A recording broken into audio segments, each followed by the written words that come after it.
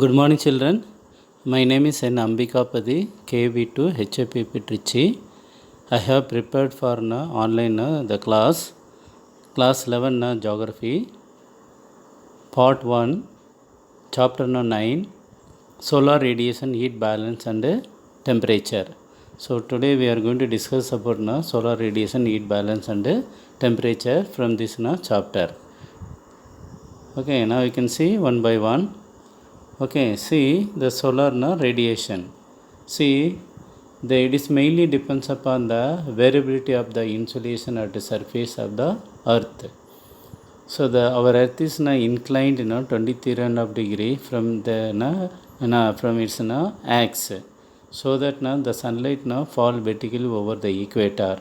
If we go higher latitude, increasing latitude from the equator to the pole, both north pole and south pole, the sunlight will be slanting rays fall on the earth, so that equator receive maximum solar energy. And if you go higher and higher latitude, increasing height, latitude decreasing temperature. So this is the concept here. The main here, see the insolation, incoming solar radiation is called insolation. It is also known as short wave energy. So that energy which coming to the earth, it will not directly hit the atmosphere. When the earth is receive all the energy, utilize, then it re-radiate the energy to the atmosphere. Okay, so that is called a terrestrial radiation. That is called a long wave energy. So in this method we are going to discuss here main important here. Now you can see one by one. Okay, so heating and cooling of the atmosphere. So there are different way of heating and cooling of the atmosphere. The earth after being heated by insolation transmit the heat to the atmosphere layer near to the earth in long wave form. The air is contact with the land get heavily that heated slowly, and upper layer is contact with the lower layer also get heated. So this process is called conduction.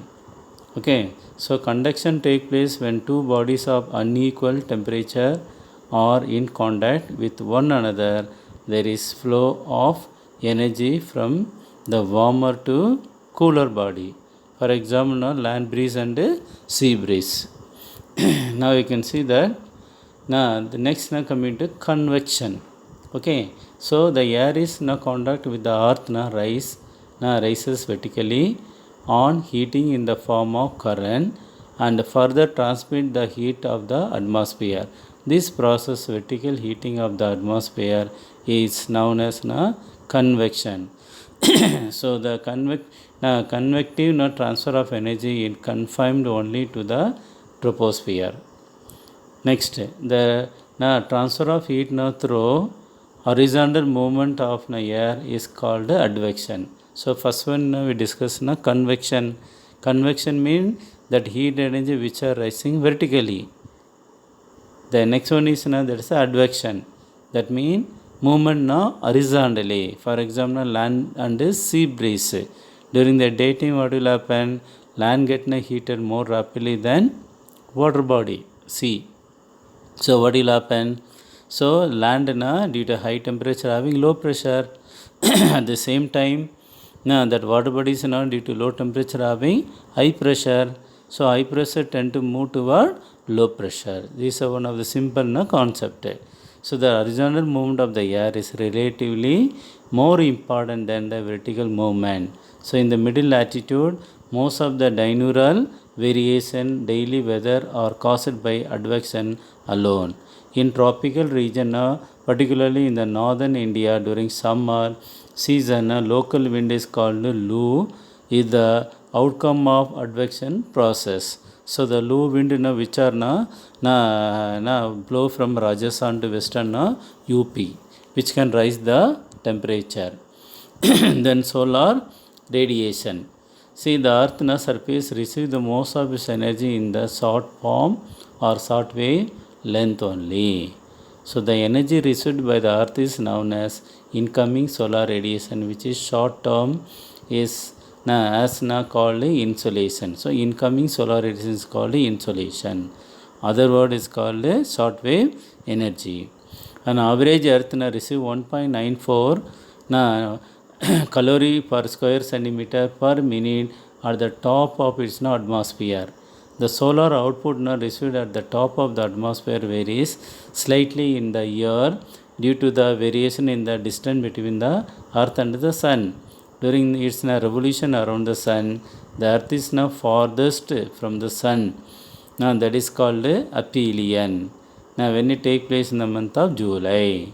On 3rd January, the earth is now nearest to the sun. That means 147 million kilometer. So this is called perihelion. Okay, so this is the main important thing.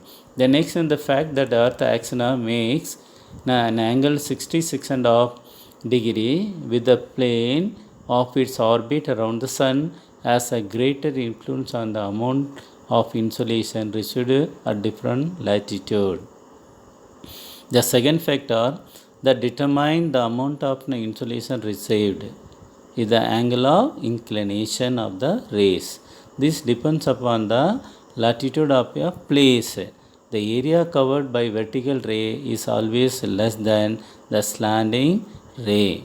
If more area is covered, the energy gets distributed and the net energy received per unit area is degrees. So moreover, the slanting ray are required to pass through greater depth of the atmosphere, resulting in more absorption, scattering and diffusion. See here a simple diagram here given.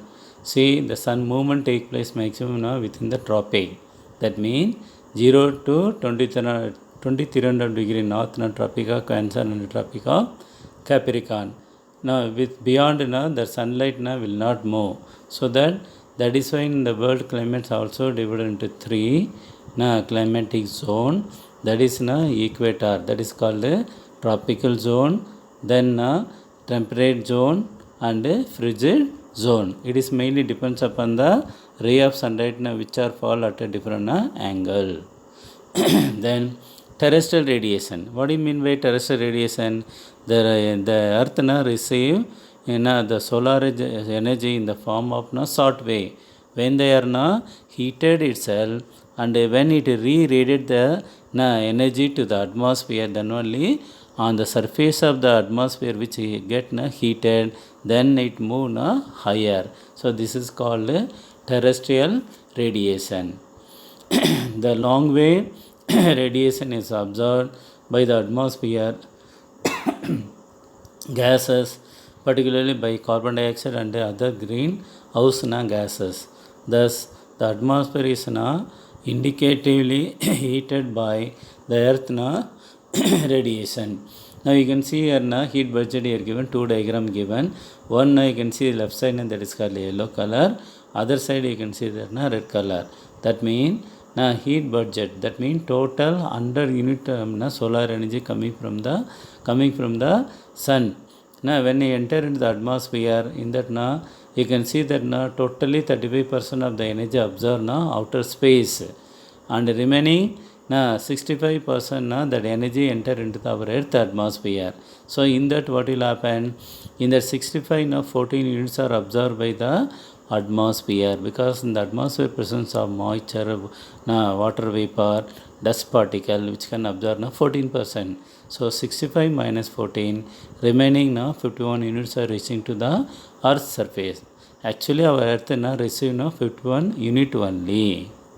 Okay, then after earth heated, then re-radiate all the 51 unit. So in that 51 unit 17 units are directly sent to the outer atmosphere, outer space.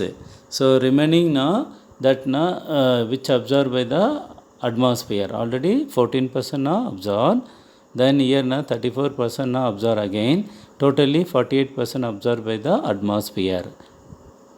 Next you can see that other infrared here given.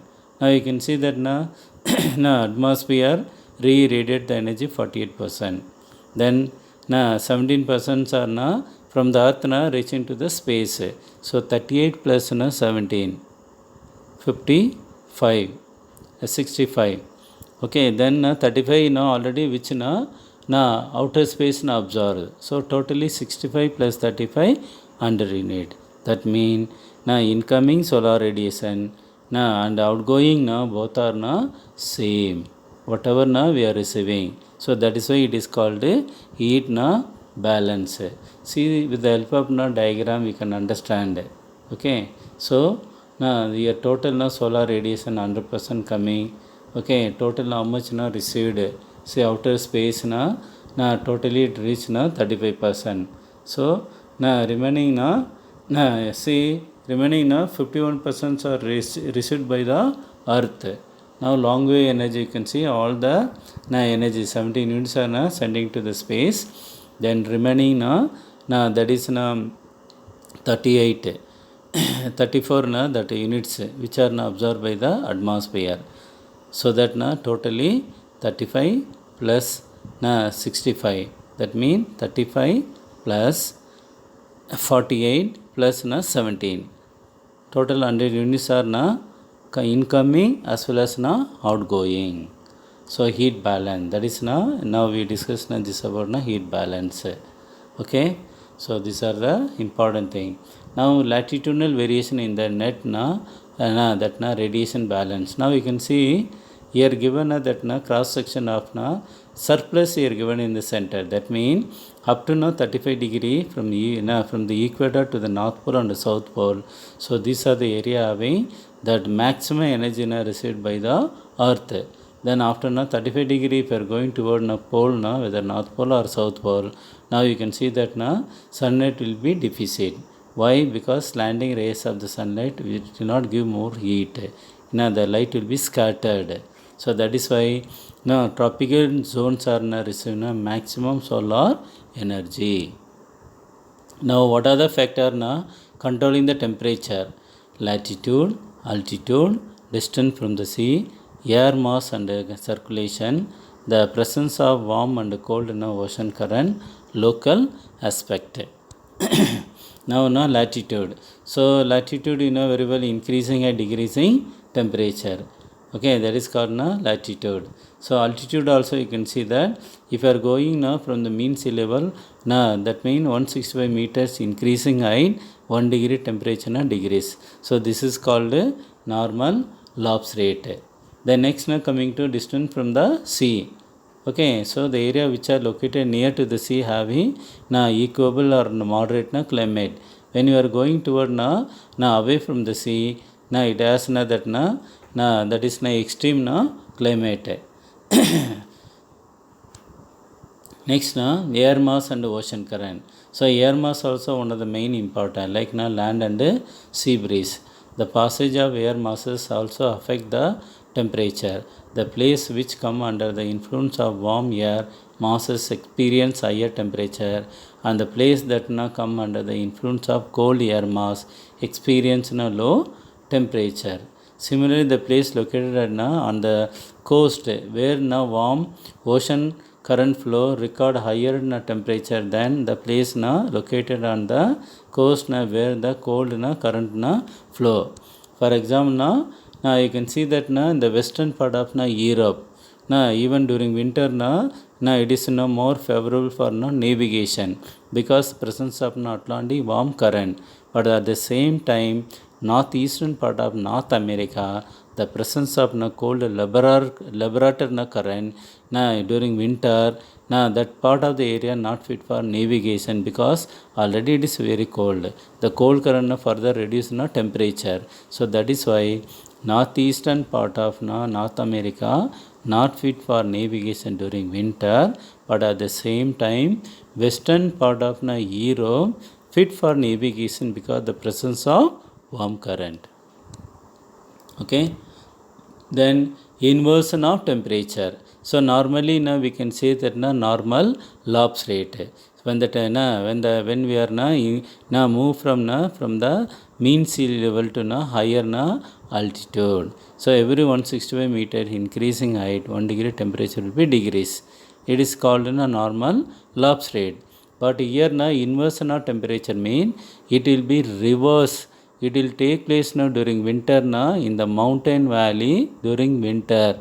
Only few now hours or within 1 or 2 days only you can find out now that inversion of temperature.